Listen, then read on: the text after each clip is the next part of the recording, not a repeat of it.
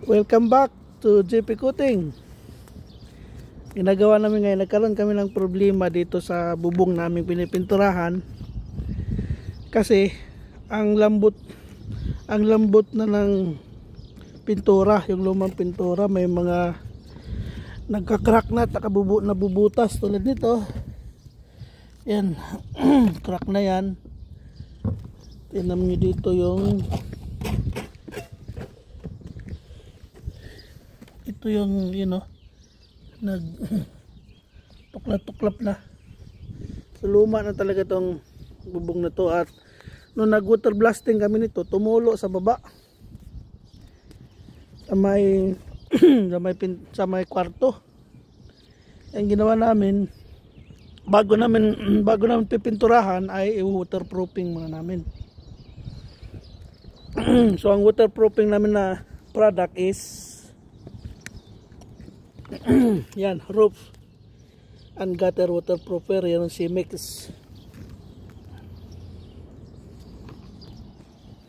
Elastic membrane ito yung parang rubberized. Yan, ganyan ang resulta. Pintable ito. Kung anong gusto mong kulay, pwede mo pinturahan sa pangpatong pag hindi mo gusto. Ngayon gumagamit din kami ng tape. Ayan, sa mga malakihang joints, ayan, gumamit kami ng tape. C-Mix din ang brand yan. Yan si GC.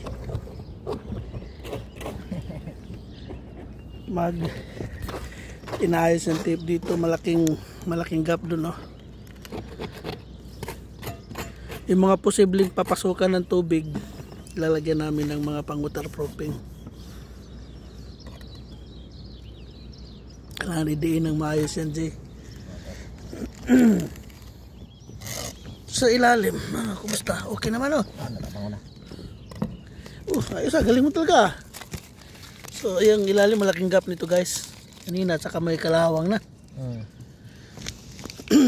Pinturahan na lang. Lumang-luma na tong bubong nila. Dapat nito pala, no? Pwede na palitan. At ang problema ito, napakalambot yung gitna. Pag nakaapa ka dito sa gitna, lulundo, kaya daapa ka lang sa dulo. Siguro, Jay, marami pa naman kayong tape, no? Yung mga yun siguro, titipan din natin siguro, ano? Yung mga yun doon. Para sigurado, no? Ubusin lang natin yung tape na yan. Parang ganyan ang ginawa nyo? Yan, ganyan, ganito. So kita nyo, guys, maraming ng gap dito na pwedeng papasukan sa bagay, kasi water blaster ang gamit namin, kaya papasok talaga yung tubig. Pero pag ulan lang, hindi naman siguro. Pero mas maganda na rin ito, papalagyan ko. Ayan yung mga gap niya, no? Malalaki na. Talagang posibleng papasok dyan ang tubig. Dito sa dulo, Jay. Itong dulo na to, mamaya.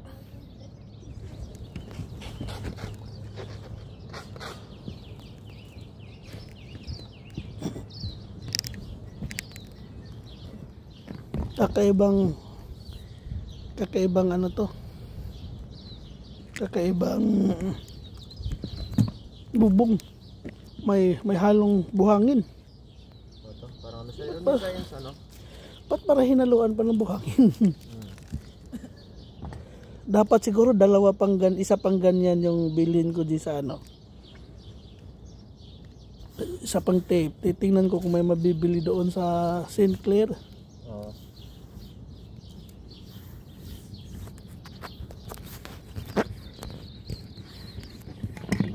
Certified waterproofer to si GP. Si GC.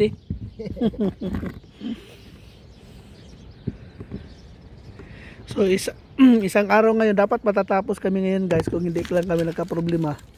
Pero dahil nagka-problema kami, magdagdag pa kami ng isang araw pa sa Lunes, Biyernes ngayon, sa Lunes babalikan pa namin to para i-sprayhan. Pero ano to, may sample at may sample. Oo, nakapag-spray sila kanina. Kaya pinatigil ko muna gawa ng unahin ang waterproofing. So dito, hindi mo talaga makikita yung kintab kasi burug-burug naman yung ano. Burug-burug yung bubong. Pero yan, napinturahan na to first coat, itim. So ganun lang yung ano.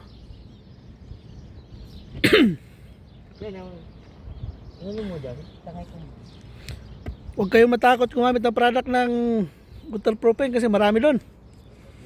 Ubusin, kung maubos nyo yung malaki doon, okay lang. Ganyan kami guys. Hindi kami concern sa mabilis. Ang concern namin, masatisfied yung kliyente.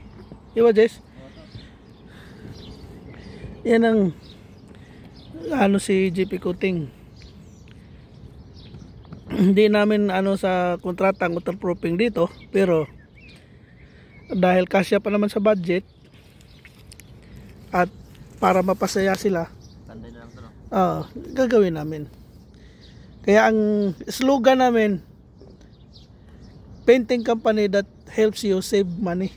Yan ang slogan namin. Para may namoy akong sigarilyo.